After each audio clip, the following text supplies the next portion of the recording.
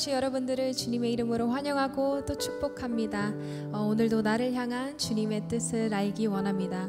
하나님 아버지의 마음과 뜻이 나의 마음과 뜻이 될 수 있도록 우리 함께 고백하며 찬양합시다.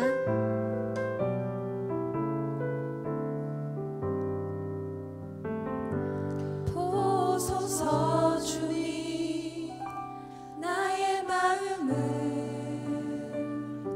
선한 것 하나 없습니다.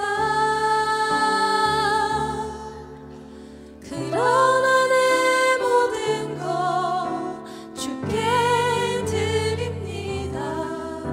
사랑으로 안으시고 날 새롭게 하소서. 보소서 주님, 보소서 주님, 나의 마음을 선한 것 하나 없습니다. 그러나 내 모든 것 주께 드립니다. 사랑으로 안으시고 날 새롭게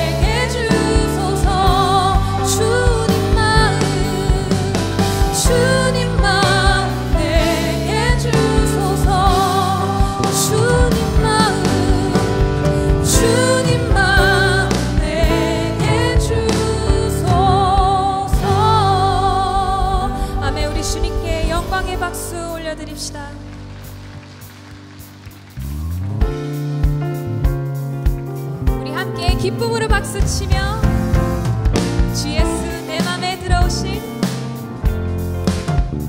주 예수 내 맘에 들어와 계신 후 변하여 새 사람 되고 내가 늘 바라던 참빛을 찾음도 주 예수 내 맘에 오신 주 예수 내 맘에 오신 주 예수 내 맘에 오신 우리들 내 맘에 기쁨이 넘치는 주 예수 내 맘에 오신 주 예수 내 맘에 주 예수 내 맘에 들어와 계신 후 만병된 행실을 끊고 머리털보다도 더 많던 내 죄가 눈보다 더 희어졌네 주 예수 내 맘에 오신 주 예수 내 맘에 오신 우리들 내 맘에 기쁨이 넘치는 주 예수 내 맘에 아멘 내 맘의 소망을 든든히 가짐은 주 예수 내 맘에 오신 의심의 구름이 사라져버림도 주 예수 내 맘에 오신 주 예수 내 맘에 오신 주 예수 내 맘에 오신 우리들 내 맘에 기쁨이 넘치는 주 예수 내 맘 주 예수 내 맘에 오신 주 예수 내 맘에 오신 주 예수 내 맘에 오신 우리들 내 맘에 기쁨이 넘치는 주 3절 다시 찬양할까요? 내 맘의 소망을 든든히 가짐은 주 예수 내 맘에 오신 아멘 의심의 구름이 사라져버림도 주 예수 내 맘에 오신 주 예수 내 맘에 오신 주 예수 내 맘에 오신 우리들 내 맘에 기쁨이 넘치는 주 예수 내 맘에 다시 한번 주 예수 내 맘에 주 예수 내 맘에 오신 주 예수 내 맘에 오신 우리들 내 맘에 기쁨이 넘치는 주 예수 이 마지막으로 한 번 더 주 예수 내 맘에 오신 주 예수 내 맘에 오신 주 예수 내 맘에 오신 우리들 내 맘에 기쁨이 넘치는 주 예수 내 맘에 오신 아멘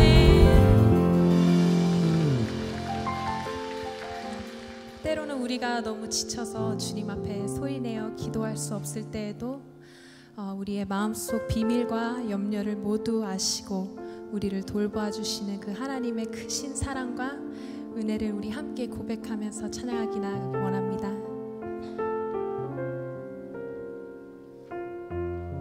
당신이 지쳐서 당신이 지쳐서 기도할 수 없고 눈물이 빗물처럼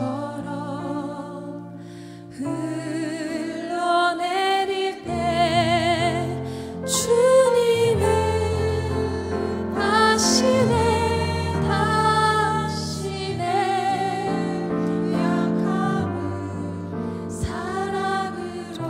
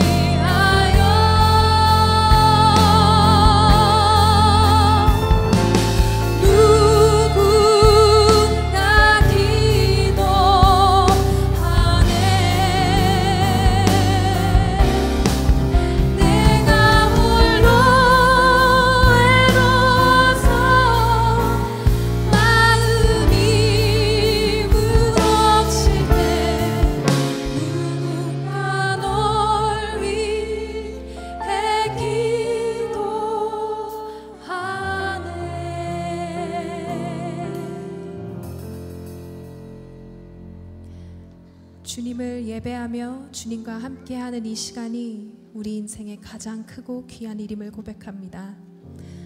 우리의 모든 생각과 행위를 주관하시는 주님, 우리의 기도와 갈망이 하나님께 올려질 때에 긍휼한 마음을 베푸사 우리의 연약함을 깨닫고 하나님의 능력을 구하는 외침을 외면하지 마소서. 하나님께서 우리의 부르짖음을 들으셨으니 응답하시리라. 하나님께서 우리 기도에 반드시 응답하실 것을 떨리는 마음으로 기억하게 하시고, 주님의 음성을 기다리는 이 시간을 주님의 말할 수 없는 기쁨과 평화로 가득 채우소서. 하나님이 주시는 능력은 결코 부족함이 없나니 이곳에 모인 우리가 세상의 어떤 일이라도 능히 감당할 수 있는 주님의 자녀들 되게 하소서. 이 모든 말씀 언제나 우리 기도에 귀 기울이시는 예수 그리스도의 이름으로 기도드립니다. 아멘. 말씀에 들어가기 앞서서 하나님께서 기뻐하시는 찬양으로 섬겨주실 마리아 찬양대의 특송을 듣는 시간을 갖도록 하겠습니다. 우리 함께 이 찬양의 가사를 묵상하시면서 들으면 더욱 은혜로울 것 같습니다. 우리 함께 박수로 마리아 찬양대 맞이하겠습니다.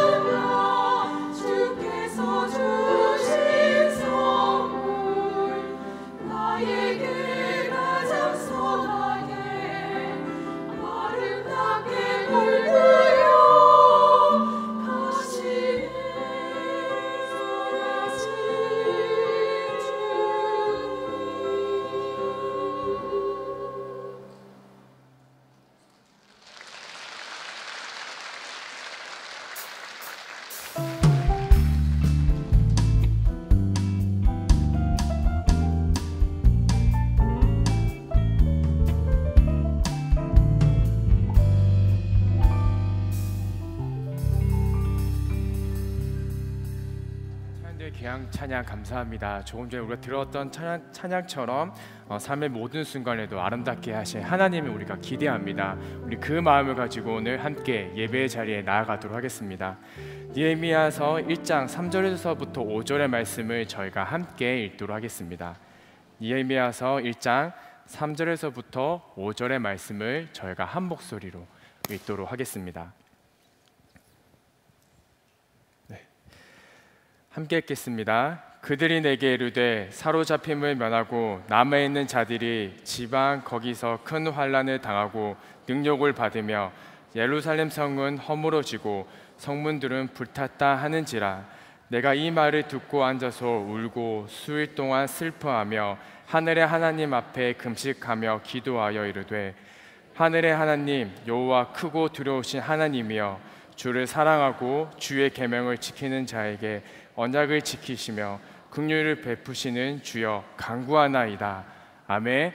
우리는 수요 예배를 통하여서 삶의 어떤 순간에도 기도라는 주제로 함께 말씀을 나누고 있습니다.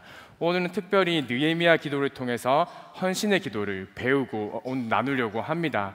이렇게 원고를 작성하는 가운데 느헤미야 기도를 보면서 제가 이렇게 부제목을 붙여보았습니다.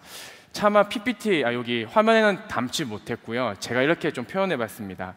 내 거인 듯 내 거 아닌 내 거 같은 기도. 이해하시겠어요? 헌신의 기도인데 제가 설교 원고를 쓰고 마지막에 내린 결론은 그랬습니다. 내 거인 듯 내 거 아닌 내 거 같은 기도.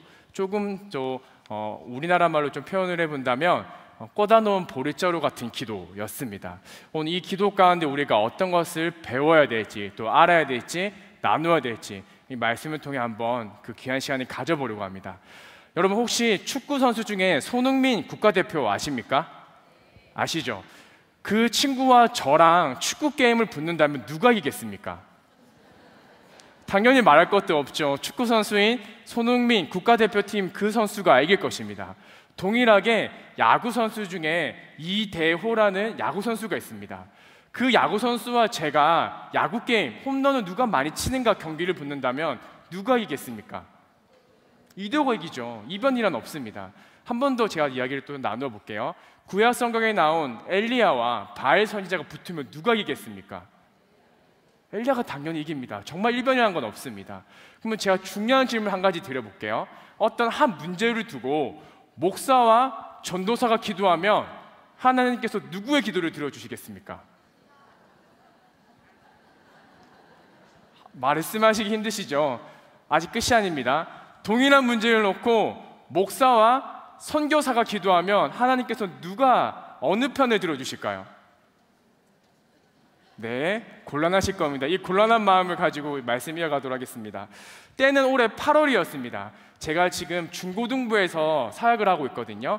중고등부의 여름 사역에 참 바쁜 시간이에요. 특별히 요즘 학기 제도가 바뀌면서 여름방학이 매우 줄어들고 겨울방학이 길어졌어요. 그러다 보니까 짧은 여름방학 안에 여름 사역들을 다 해내야만 됐습니다. 그러다 보니까 어쩔 수 없이 여름 수련회랑 그다음에 단기 선교를 붙여서 할 수밖에 없는 상황이었습니다. 실제로 그 시간이 얼마나 빠듯했냐면 여름 수련회를 끝나고 단기 선교를 갔다 온 학생 중에 하나가 한국에 도착하자마자 바로 학교로 갔어요. 그 정도로 여름방학이 짧아졌습니다. 그래서 저희가 여름 수련회 끝나고 도착한 다음 날에 바로 비행기를 타고 태국으로 가야 되는 상황이었습니다. 그렇게 그날 수련회를 끝나고 이제 교회로 돌아왔고요. 학생들 다 돌려보냈습니다. 그리고 행정적으로 해야 될 모든 것도 다 마감을 쳤고요. 이제 제가 해야 될 것은 사무실에 올라가서 가방을 싸고 퇴근하고 푹 잔 다음에 내일 선교를 가기 위해 비행기를 타는 게 저의 남은 스케줄이었습니다. 그런데 갑자기 아내한테 연락이 왔어요. 여보, 당신 여권이 좀 이상해요. 그래서 제가 뭐라고 얘기했냐면 그럴 리가 없는데 우리 스태프들과 계속해서 확인을 했고 여행사에게도 여권을 넘긴 다음에 아무 문제가 없다는 얘기를 통보받았는데 무슨 말이냐 라고 하니까 아내가 아니에요, 당신 여권 만료기간이 지났어요 라고 하는 거예요. 근데 그 얘기를 들었을 조차도 아내 말을 믿지 않았습니다. 왜냐하면 저는 여행사 말을 믿었습니다. 그래서 아니야, 여행사도 분명히 문제가 없다 그랬어 라고 했는데 아내가 사진을 찍어서 보내준 거예요. 근데 아니나 다를까 여권이 한참 지나도 지나 있는 거였습니다. 큰일 난 순간이잖아요. 아무리 제가 방법을 찾고 생각을 해봐도 저는 내일 출발하는 단기 선교팀에 합류할 수가 없는 상황이 됐습니다. 그렇게 고민하고 있는 가운데 전도사님을 만나게 됐습니다.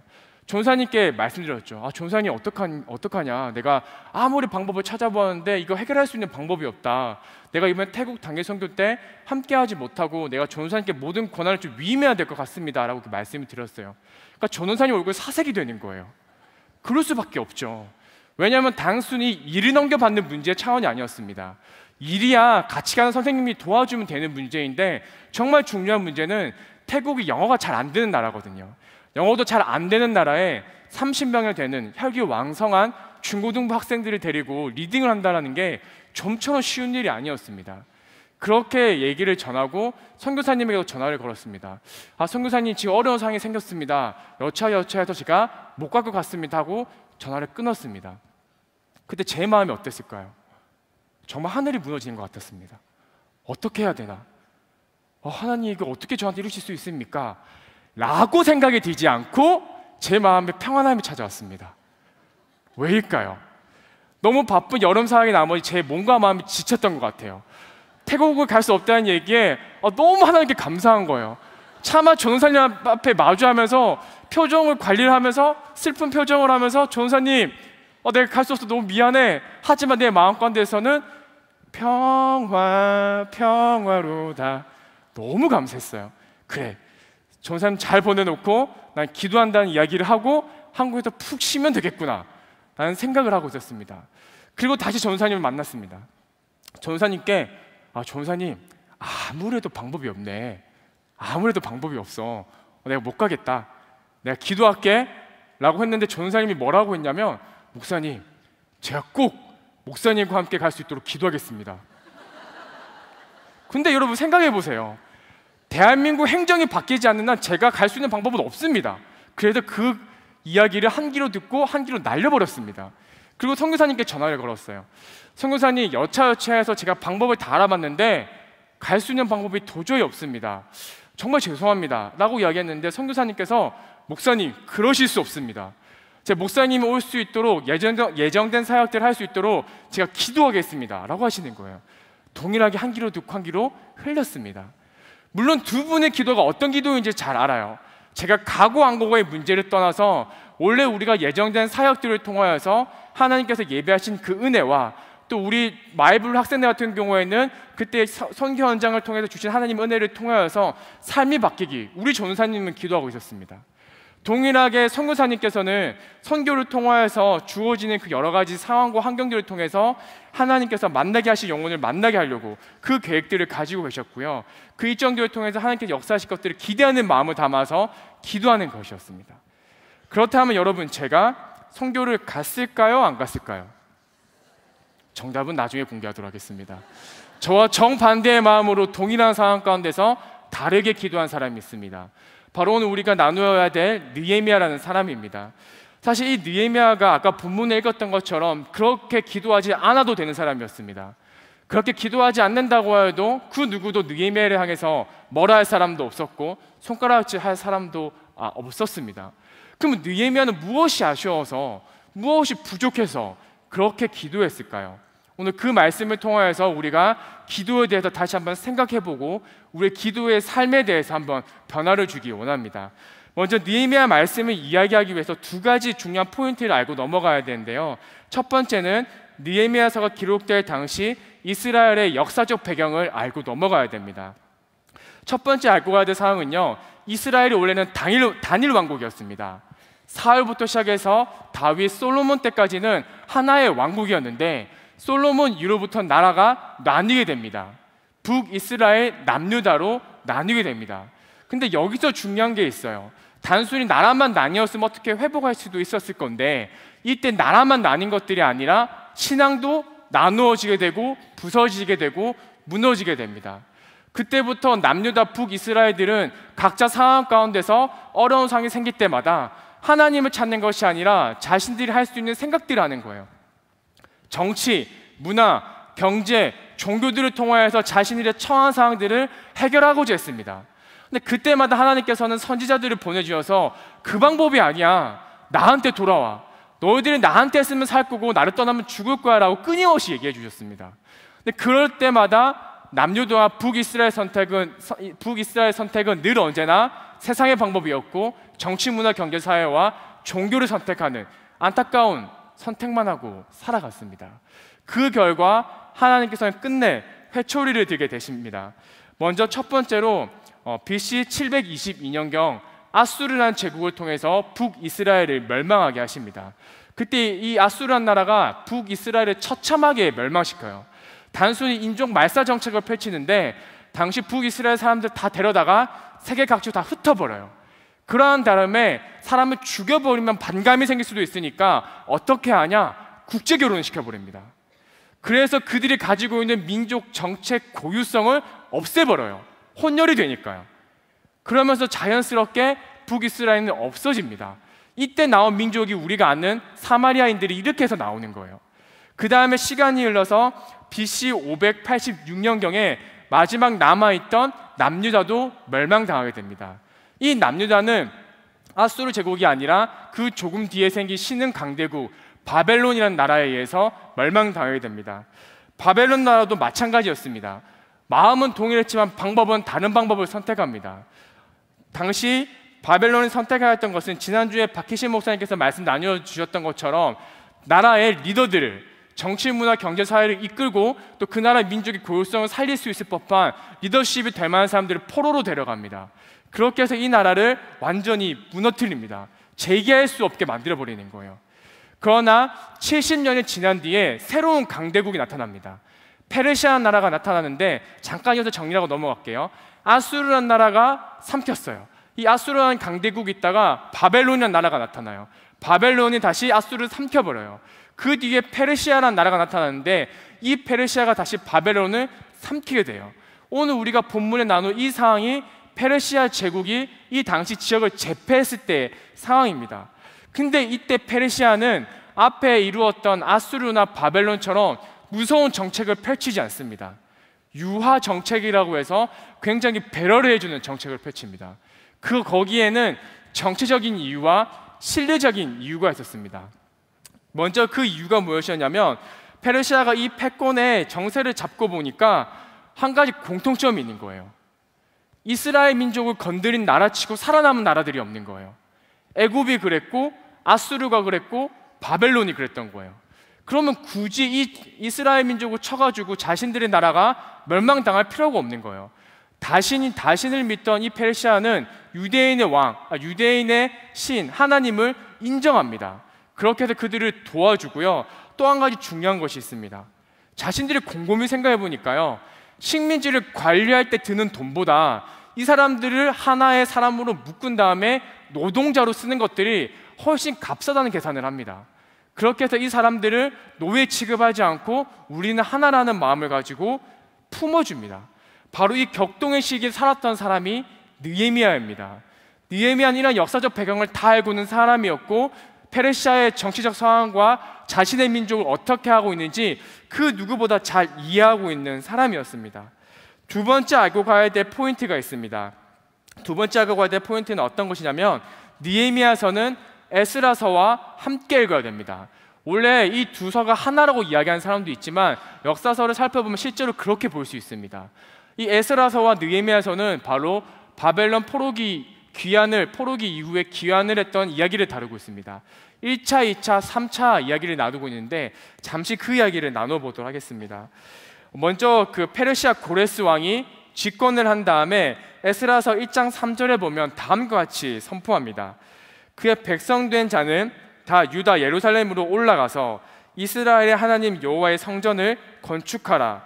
그는 예루살렘에 계신 하나님이시라. 페르시아 왕이 하나님을 인정한 거예요.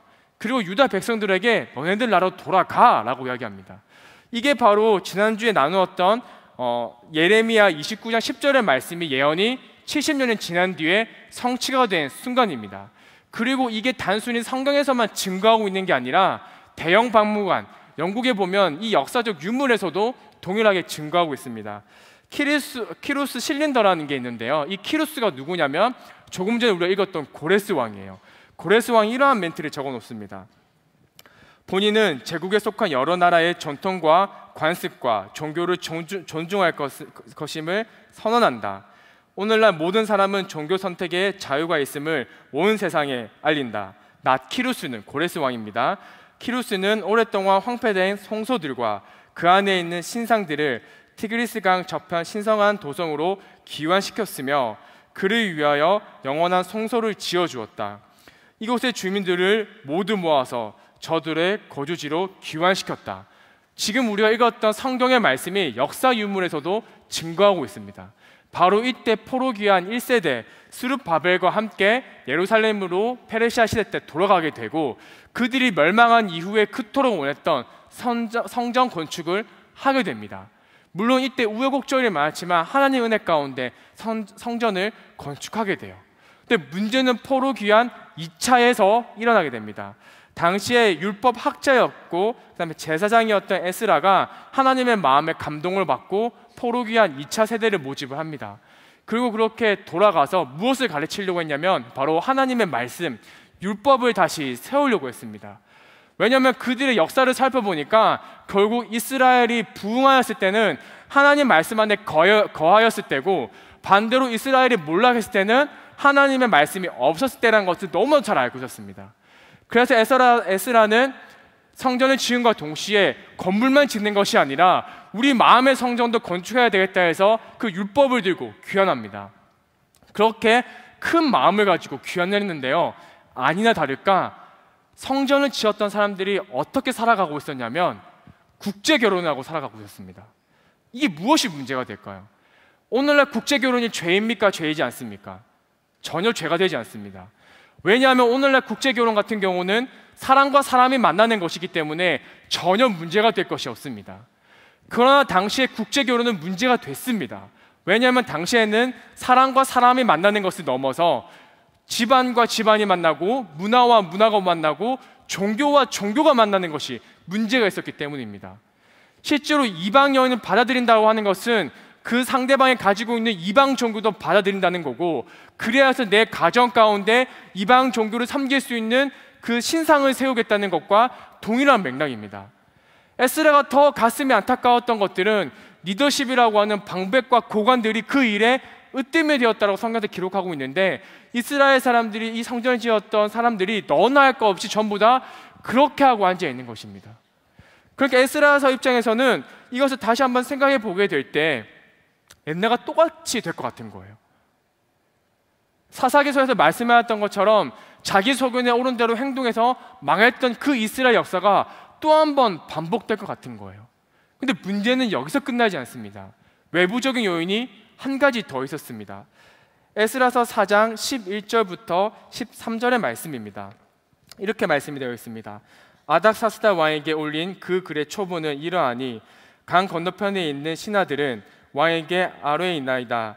당신께서 우리에게 올라온 유다 사람들이 예루살렘에 이르러 이 폐역하고 악한 성읍을 건축하는데 이미 그 기초를 수축하고 성곽을 건축하오니 이제 왕은 아시옵소서. 만일 이 성읍을 건축하고 그 성곽을 완공하면 저 무리가 다시는 조공과 관세와 통행세를 바치지 아니하리니 결국 왕에게 손해가 되리이다. 당시 이스라엘 백성이 돌아가서 성전 건축과 더불어서 성벽을 지으려고 했어요. 근데 이 의도는 이 사람들이 고자질한 것 같은 의도는 아니었습니다. 그런데 이것을 교묘하게 바꿔서 당시 아닥사스다 페르시아 왕에게 이렇게 보고한 거예요. 페르시아 왕님, 만약에 이 성곽을 건축한 것들을 내버려 두게 되면 이들은 당신을 배반할 거고 당신에게 결국에는 칼을 들이댈 겁니다. 그러니까 왕의 입장에서는 어땠을까요? 불편했겠죠. 당장 성곽 건축을 불허합니다. 하지 말라고 이야기합니다. 그래서 이 사람들은 어려움에 놓이게 되죠. 근데 반대로 하면 여기서 알고 가야 될 것이 있어요. 그럼에도 불구하고 이스라엘 백성은 성전 건축뿐만 아니라 왜 성벽을 건축하려고 했을까요? 여기에는 중요한 세 가지 이유가 있습니다. 첫 번째는 성벽은 거룩함을 지키는 것입니다. 그림에서 보는 것처럼 넓은 평야 가운데 성벽을 치면 구분되는 거예요. 당시에 결국 첫 번째 이유는 전쟁의 목적이 아니었습니다. 그 이유가 나중에 느헤미야가 성벽을 건축한 다음에 누구를 세우냐면 이 성벽을 지키는 사람을 군사를 먼저 세우는 것이 아니라 레위 사람을 세우는 거예요. 왜요? 이전과 마찬가지 성벽이 없으니까 외세 유입이 쉽게 들어오는 거예요. 종교가 쉽게 들어오는 거예요. 그래서 성벽을 쌓는 것 통해서 우리의 거룩함을 지켜야 된다라는 이스라엘 사람들의 생각이 있었던 거예요. 그 마음을 가지고 성벽을 건축하고자 했고요. 두 번째는 이 성벽이 당시 이스라엘 백성들에게 행정센터였습니다. 무슨 말이냐? 당시 성벽에서 많은 일들을 했는데 그 중에 하나가 하나님의 말씀을 선포하기도 했고요. 당시에 정해진 율법에 대해서 공포하기도 했습니다. 말씀을 배우고 가르치는 일들 또한이 바로 성벽에서 행해졌다는 거예요. 그러면 이 성벽이 있다는 것은 이 기회가 있다는 거고, 이 성벽이 없다는 것은 그 기회가 없다는 것과 동일한 맥락이 있습니다. 마지막 세 번째, 성벽이 있다는 것은 안정된 삶을 뜻합니다. 당시에 성전만 있을 때와 성벽이 둘러싸였을 때 천지차게 있는 것 중에 하나가 성벽이 없으면 아무나 쉽게 들어옵니다. 맹수들의 공격도 쉽게 노출되고요. 지나가다가 도적대들이 언제든지 덮칠 수 있습니다. 또 다른 나라에서 쉽게 공격을 하면서 이스라엘 민족이 하는 모든 일들에 대해서 무너뜨릴 수 있습니다. 안정된 삶이 없는데 어떻게 그들의 나라를 세워가겠습니까? 그들에게 이런 여러 가지 문제들이 있었고, 이 문제, 성벽이 생긴다는 것은 이 문제를 해결할 수 있다는 결정적인 중요한 이유였습니다. 이러한 것들을 이스라엘 사람들뿐만 아니라 그 주변에 있는 민족들도 알았기 때문에, 만약 이스라엘이 이 성벽을 건축하게 되면 다시 부흥할 걸 알았기 때문에 주변 민족들이 이 일을 못하게 막아섰던 것입니다. 바로 그때 느헤미야서 1장 1절, 오늘 우리 본문에 읽었던 말씀이 이루어진 겁니다. 하가랴의 아들 느헤미야의 말이라. 아닥사스다 왕 제20년 기스르 월에 내가 수산궁에 있는데. 자, 여기에 중요한 왕의 이름이 나왔습니다. 누구의 왕이라고요? 아닥사스다 왕. 아까 잠깐 페르시아 표를 한번 좀 더 보도록 하겠습니다. 저기 보면 노란색 이름으로 되어 있는데요, 아까 조서를 내려서 성벽 건축을 막아서게 사람들에게 보냈던 왕의 이름이 누구였다고요? 아닥사스다 왕이었어요. 수산궁에 느헤미야가 이 일을 하고 있을 때 느헤미야가 섬겼던 왕의 이름이 누구라고요? 아닥사스다 왕이었던 거예요. 뭐가 매치가 되지 않으세요? 느헤미야가 술 관원장으로 일하고 있을 때에 조서가 하나가 올라온 거예요. 그 조서가 뭐냐면 자신의 민족의 성벽 건축을 하지 말라고 했던 상소문이 올라왔던 거예요. 느헤미야는 바로 여기서 술 관원장이 일을 하면서 그 조서를 받게 된 거예요. 그렇기 때문에 느헤미야는 자신의 애통한 마음을 오늘 우리 본문에서 드러날 수 있었던 것입니다. 여기서 바로 또 느헤미야의 직업에 대해서 알고 넘어가야 됩니다. 그러면 느헤미야는 어떻게 그 조서를 단순히 알 수만 있었을 뿐만 아니라 보다 깊이 이해하고 눈물까지 흘릴 수 있었을까? 당시 느헤미야는 술 관원장이었습니다. 단순히 왕이 마시는 술을 맛보면서 맛에 좋고 나쁨을 구별하는 사람이 아니라 당시의 왕들을 가장 암살하기 쉬운 방법들이 술과 음식에 독을 타서 죽이는 행위였다고 합니다. 그래서 이 술 관원장은 왕이 신뢰할 수 있는 사람만 세웠던 거죠. 느헤미야가 바로 그 신뢰를 받고 왕의 옆에서 왕이 마시는 음식과 포도주, 모든 술들을 관장하면서 왕을 관리했던 그런 사람인 것입니다. 그러다 보니까 그 누구보다 정치 세계와 당시 왕궁과 왕궁 밖에서 일어나는 모든 정세를 잘 알 수 있었던 사람입니다. 그래서 아까 말씀드린 상소문이 올라왔을 때 느헤미야는 그 누구보다 그 문제를 잘 알 수 있었고 그것에 대해서 고민할 수 있었습니다. 그랬기에 느헤미야서 1장 3절에서부터 4절 말씀을 보면 이렇게 나와 있습니다. 큰 환난을 당하고 능력을 받으며 예루살렘 성은 허물어지고 성문들은 불탔다 하는지라. 내가 이 말을 듣고 앉아서 울고 수일 동안 슬퍼하며 하늘의 하나님 앞에 금식하며 라는 이야기가 나옵니다. 느헤미야가 모든 것을 알았기 때문에 울고 기도할 수 있었던 것입니다. 그런데 여기서부터 저의 한 가지 궁금한 것이 생겼습니다. 여러분은 이 상황 되면 여러분은 울고 기도할 수 있습니까? 비유를 한번 들어보겠습니다. 얼마 전에 인기리에 방영되었던 미스터 션샤인 기억하십니까? 그 드라마가 우리나라 일제시대 그 나라가 국권을 빼앗기는 시대를 다룬 드라마였는데 그 드라마를 보면서 여러분 눈물을 흘리면서 안타까워하셨습니까? 물론 그 이병헌이 죽는 타이밍에 그럴 수 있어요. 예쁜 여자 배우가 죽는 타임에 우리 남자 어른들 그럴 수 있습니다. 그런데 국권이 뺏긴 상황에서 눈물을 흘리고 기도하셨나요? 얼마 전에 우리나라 남대문에 불이 탔잖아요. 그때 여러분 눈물 흘리면서 기도하셨나요? 바로 제가 그러한 마음이 들었습니다. 사실 느헤미야가 이 소식을 들었을 때는 1000km 떨어진 곳에 느헤미야는 살고 있었고, 느헤미야가 또 이 소식을 들었을 때는 그가 살아냈던 역사의 문제가 아니라 그들 조상들이 일으킨 문제였었고, 그들 조상들의 문제였기 때문에 본인과 밀접하게 관계가 없었습니다. 그런데 느헤미야는 도대체 무엇이 아쉬워서, 무엇이 안타까워서 그렇게 울고 기도하였을까요? 또 느헤미야는 지금 잃을 게 없는 상황이었습니다. 이 식민지에 있었지만 근데 이미 이룰 걸 다 이루었습니다. 불편한 것이 없습니다. 권력도 얻었고 경제적인 이득도 얻었고 모든 것이 편안한 그 타이밍에서 도대체 뭐가 아쉬워서 그랬을까? 제가 해석되지 않았습니다. 그러는 가운데 한 구절의 말씀을 만나게 됩니다. 느헤미야서 1장 6절의 말씀입니다. 이제 주의 종들이 이스라엘 자손을 위하여 주야로 기도하며 우리 이스라엘 자손이 주께 범죄한 죄들을 자복하오니 주는 귀를 기울이시며 눈을 여시사 종의 기도를 들으시옵소서. 나와 내 아버지의 집이 범죄하여 라는 말씀이 나옵니다. 여기에 답이 있습니다. 여기에 바로 어떤 것이 나오냐면요, 이 문제를 바라보는 느헤미야의 중요한 관점과 주어가 나옵니다. 관점이 뭐냐면요, 첫 번째는 이 사건을 하나님 입장에서 생각을 하는 거예요. 내 입장에서 생각하는 게 아니에요. 아까 조금 전에 제가 어떤 말을 했죠? 나와 상관없다고 했잖아요. 근데 느헤미야는 이게 자신의 입장이 아니라 하나님 입장인 거예요. 이스라엘 멸망당하고 능력을 당했던 것은 하나님 마음이 얼마나 아프셨을까, 힘드셨을까의 마음인 거예요.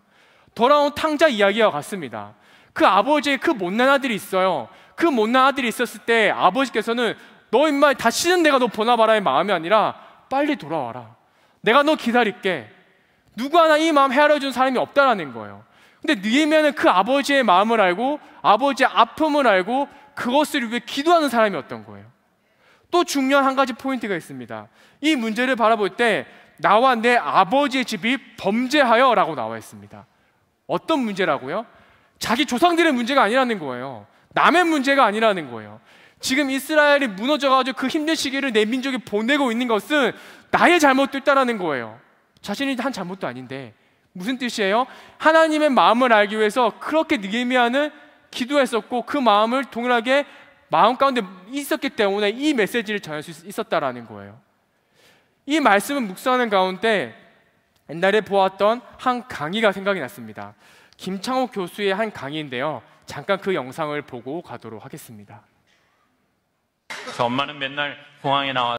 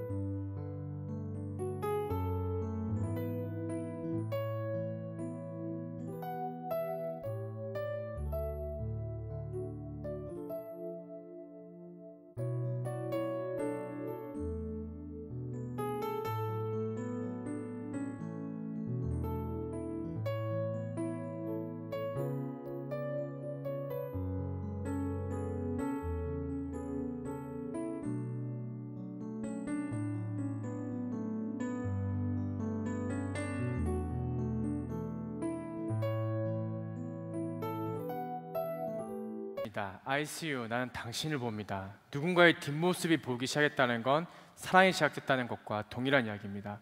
얼마 전에 아버지가 환갑을 맞이하여서 저희 가족들이 의미 있는 시간을 보내고 왔습니다. 아버지랑 대화하는 와중에 제가 큰 것을 발견하게 되었습니다. 제 이야기입니다.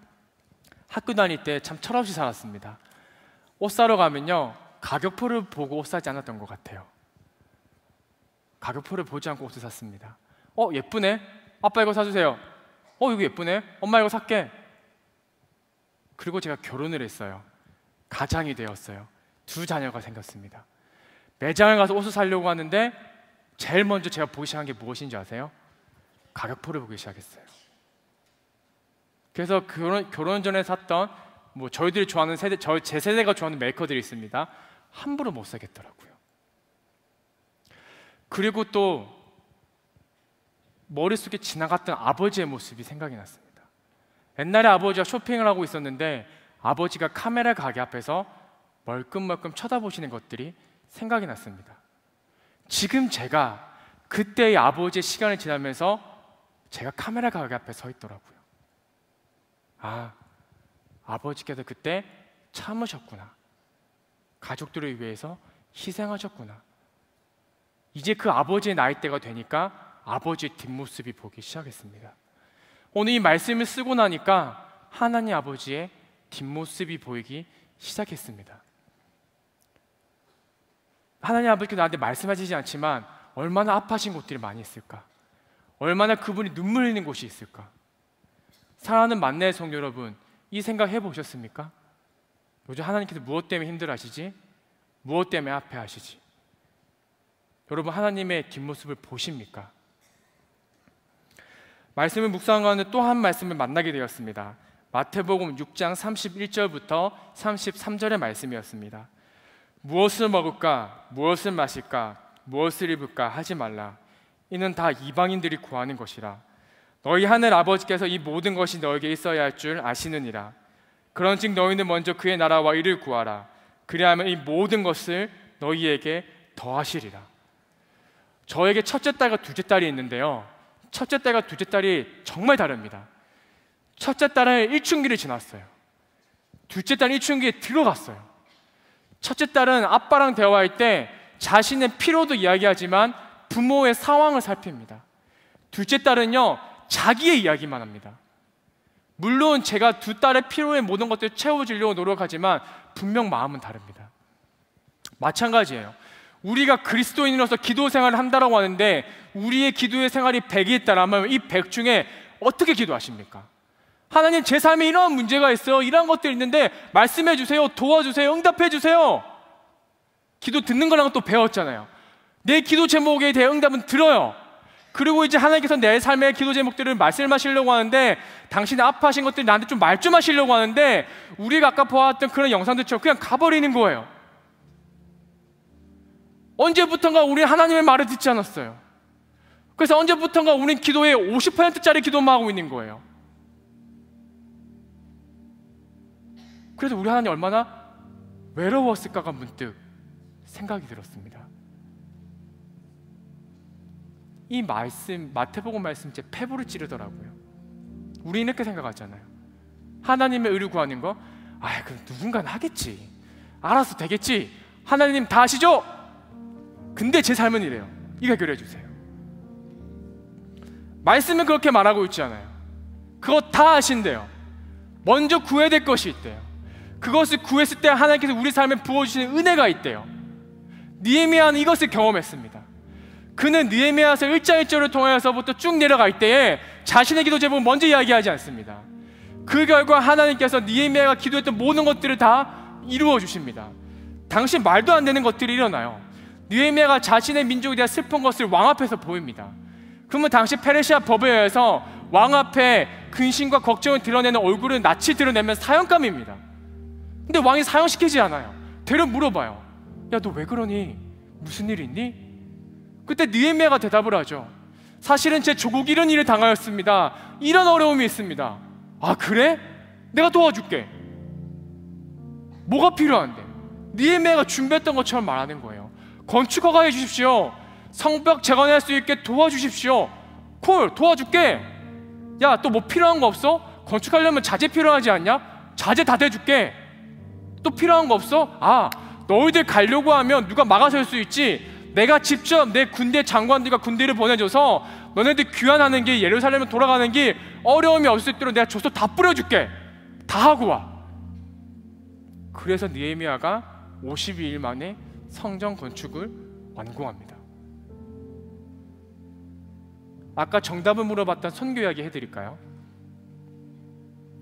그렇게 못 가고 제 마음가운데 평안에 있을 때에 전화 한 통이 왔습니다. 저희 아내에게 전화가 왔어요. 여보, 지금 내가 알아보니까 인천국제공항에 갑자기 이런 어려움을 당한 사람들한테 여권을 발급해주는 제도가 있대요. 외교부가 인천공항에 나가 있으니까 거기 임시 외교부를 통해서 여권을 신청하면 된대요. 근데 한 가지 걸리는 게 있었어요. 공문이 필요하다는 거예요. 공문. 근데 저희들끼리 얘기 좀 해볼게요. 선교가 우리한테는 공적인 일이 될 수 있지만 나라 사람들한테는 행정일이, 정치하는 사람들한테는 그게 공문이 아니잖아요. 그래서 일단 믿져야 본전이겠거니 하고 선교사님한테 전화를 했습니다. 선교사님, 저는 그 될 줄도 모르고 전화한 거예요. 이런 일이 있는데 공문이 있다면 된대요. 혹시 되면 주시고요, 안 되면 굳이 주시지 않으셔도 상관없습니다 라고 했는데, 선교사님이 그럴 수 없습니다. 제가 다 알아볼게요. 목사님 조금만 기다리세요. 그리고 1시간 뒤에 전화가 왔습니다. 목사님, 어차피 목사님 우리 학교 가니까 학교 교장 선생님이 저한테 공문을 주시겠다라는 거예요. 그리고 또 거기 교육부 관련된 분이 와서 좋은 일 한다고 하니까 관련해서 공문을 보내주시겠다고 하시는 거예요. 그리고 또 어떤 군인분께서, 높은 분입니다. 굉장히 높은 분이에요. 그분이 목사님 오시는 게 불편함이 없도록 그 교육 관련해서 제가 또 공문 내려드릴게요. 공문만 이만큼 프린트해 갔어요. 이게 아닌데? 이게 아닌데? 공문을 다 프린트했어요. 그리고 첨부해가지고 다음날 인천공항에 갔어요. 갔는데 또 너무 감사한 일들이 벌어지는 거예요. 제 앞에서 다 취소당하는 거예요. 취소 안 됩니다 다 당하는 거예요. 그리고 저도 이제 웃으면서 제가 이런 공문이 있는데요, 한번 봐주세요라고 하더만 공문을 보고 저를 보고 공문을 보고 저를 보더만 나라의 중요한 일을 하러 가시는군요. 급한 일이시네요. 30분만 해결해 드릴게요. 1시간 반짜리 문제를 30분만 해결하신 거예요. 그래서 여권이 나왔어요. 그리고 이제 한 가지 중요한 게 있죠. 비행기 티켓이 끝났잖아요. 내가 맞춰서는 갈 수 없겠다 하서 여행사에다 전화를 했습니다. 목사님, 선교를 하러 가시는데 그럴 수는 없죠. 없는 비행편도 제가 만들어 보겠습니다 해가지고 굳이 대만을 경유하는 비행기를 차단해 주신 거예요. 근데 그 비행기가 제가 인천공항에 들어갔을 때가 9시였는데 6시 출발 비행기였습니다. 시간이 많이 남잖아요. 그렇게 티켓팅을 다 마친 다음 할 게 없어서 인천공항에 앉아 있는데 문득 드는 생각이 있었습니다. 인천공항에 뭐가 유명해요, 여러분? 영화관이랑 찜질방이 있습니다. 찜질방으로 갔습니다. 푹 쉬었어요. 세상 그렇게 편히 쉬어본 적도 없는 것 같아요. 그렇게 쉬고 있는데 문자 하나가 띄고 왔습니다. 제 이상을 아시고 우리 마이블 어떤 선생님께서 그래도 커피 좀 드시라고 커피 쿠폰이 온 거예요. 커피를 이렇게 마셨어요. 마시고 나왔는데 배가 고픈 거예요. 문자가 띡 하나가 또 온 거예요. 고노영 고객님께서는 인천공항 라운지 클럽 무료 이용자이십니다. 핸드폰을 들고 또 무료 그 라운지 갔어요. 음식을 먹고 있는데 하나님께서 저에게 이렇게 말씀하셨어요. 오늘 이 본문의 말씀처럼 다 되지? 먼저 나라와 의를 구하는 게 이런 거야. 제가 잘나서가 아니라요, 하나님께서 제 기도를 들어주신 게 아니라 마이블루 전도사님과 성교사님의 기도를 통해서 그 일들을 해나갔습니다. 그 사역을 통해서 당연히 마이블루 선교 같은 학생들에게는 큰 은혜가 있었고요, 당시 선교사님께는 예정된 선교 일정들을 통하여서 또 선교사에게 큰 힘이 되었다고 저에게 이야기해 주셨습니다. 설교를 마치도록 하겠습니다. 사랑하는 여러분, 요즘 기도 어떻게 하고 계십니까? 내 기도만 하고 있지 않나요? 기도는 하나님과 대화라는 것들에 대해서 조금 더 확장을 시켜볼게요. 내가 한 기도에 대해서 듣는 것도 중요한 대화이지만 내 기도가 플러스 하나님의 기도, 하나님의 마음, 그것을 알기 위해 우리는 함께 기도해야 됩니다. 이것이 우리의 신앙을 성숙하기 위해서 해야 됩니다, 이런 개념이 아니에요. 기도라는 하나의 100%가 있다면 이게 50이고 이게 50이라는 거예요. 더 성숙함을 여러분에게 권면드리면 먼저 해야 될 것은 하나님 나라 의를 위한 기도를 먼저 하고 이어서 우리의 것들을 기도할 때 모든 것 다 아시는 하나님께서 여러분 상황 가운데서 적재적소에 다 응답하실 줄로 믿습니다. 우리 이 마음을 간직한 채 아버지 당신의 마음이 이 찬양으로 주신 마음 결단하도록 하겠습니다.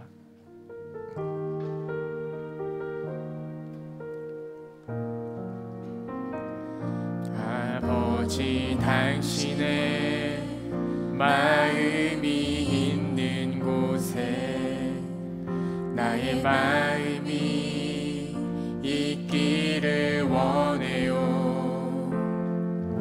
아버지 당신의 눈물이 고인 곳에 나의 눈물이 고이길 원해요. 아버지 당신이 바라보는 영혼에게 바라보는 영혼에게 나의 두 눈이 향하길 원해요. 아버지 당신이 울고 있는 어두운 땅에 나의 두 발이 향하길 원해요. 나의 마음이 아버지의 마음 알아. 내 모든 뜻 아버지의 뜻이 될 수 있. 나의 온 몸이 아버지의 마음 알아. 내 모든 삶 당신의 삶 되기를. 한 번 더 이 찬양을 고백할 건데요, 한번 생각해 보았으면 좋겠습니다. 사실 제가 결단 부분에 여러 가지 것들 좀 적어봤어요. 하나님 눈물은 무엇일까? 나라를 위한 기도, 목사님들을 위한 기도, 담임 목사님 위한 기도, 그 다음에 또 우리 이웃 주변 나무 식구들을 위한 기도, 뭐 많이 있을 것 같아요. 그런데 나에게 주시는 마음이 따로 있을 줄로 압니다. 아까 말씀드렸던 것처럼 누군가의 뒷모습이 보이는 순간이 있을 것입니다. 오늘 이 예배를 마치고 누군가의 뒷모습을 봤다는 건 하나님의 뒷모습입니다. 그러면 오늘부터 그것을 위해서 여러분 기도의 자리에서 기도하시기 바랍니다. 우리 이 마음을 가지고 한 번 더 이 찬양을 고백하며 하나님 앞에 나가겠습니다. 아버지 당신의 마음이 있는 곳에 당신의 마음이 있는 곳에 나의 마음이 있기를 원해요. 아버지 당신의 눈물이 고인 곳에 나의 눈물이 고이길 원해요. 아버지 당신이 바라보는 영혼에게 나의 두 눈이 향하길 원해요. 아버지 당신이 울고 있는 어두운 땅에 나의 두 발이 향하길 원해요. 나의 마음이 아버지의 마음 알아. 내 모든 뜻 아버지의 뜻이 될 수 있기를. 나의 온 몸이 아버지의 마음 알아. 내 모든 삶. 한 번 더 고백했습니다. 나의 마음이 아버지의 마음 알아. 나의 마음이 아버지의 마음 알아. 내 모든 뜻 아버지의 뜻이 될 수 있기를. 나의 온 몸이 아버지의 마음 알아. 내 모든 삶. 우리 마지막으로 한 번만 더 우리 마음을 담아 아버지께 고백할게요. 나의 마음이 아버지의 마음 알아.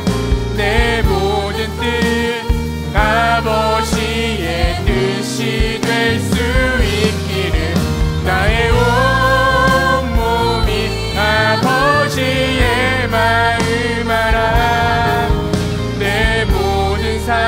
당신의 삶 되기를. 기도하겠습니다. 하나님 아버지, 오늘 말씀을 통해서 생각해 보게 되었습니다. 마치 내가 요술램프의 지니의 그 내용처럼 나의 소원만, 내 것만, 내 필요한 것만 아버지께 구하는 자녀가 되지 않았습니까? 내 모습을 반성하게 됩니다. 근데 오늘 말씀을 보니까 느헤미야처럼 하나님께 이 세상 가운데 아파하신 것들이 분명히 있을 줄로 압니다. 오늘 내가 이 예배 전에 나가면서부터는 그 하나님의 뒷모습을 보게 하여 주시옵소서. 그래서 앞으로 내가 그리스도인이라고 하는데, 내가 기도 생활 하려고 하는데, 그때 아버지의 마음도 알고 함께 기도할 수 있는 그런 온전한 그리스도인이 되게 하여 주옵시고, 아버지 앞에 온전한 기도를 드릴 수 있는 믿음의 사람이 되게 하여 주시옵소서. 그래서 우리가 좀 전에 나누었던 그 말씀처럼 내가 먼저 먹을 것과 입을 것과 마실 것을 위해서 기도하는 것이 아니라 하나님 아버지의 나라와 의를 구하는 사람이 되게 하여 주시옵시고, 그럴 때 하나님께서 역사하시는 그 크고 놀라운 일들을 내가 경험하여서 세상 가운데 하나님 아버지를 증거할 수 있는 믿음의 사람이 되게 하여 주시옵소서. 지금은 우리 주 예수 그리스도의 은혜와 하나님 아버지의 무한하신 사랑과 성령님께서 역사하심이 오늘 말씀을 듣고 결단한 모든 사람들 머리 위에 지금부터 영원까지 함께 하시기를 간절히 축원하옵나이다. 아멘.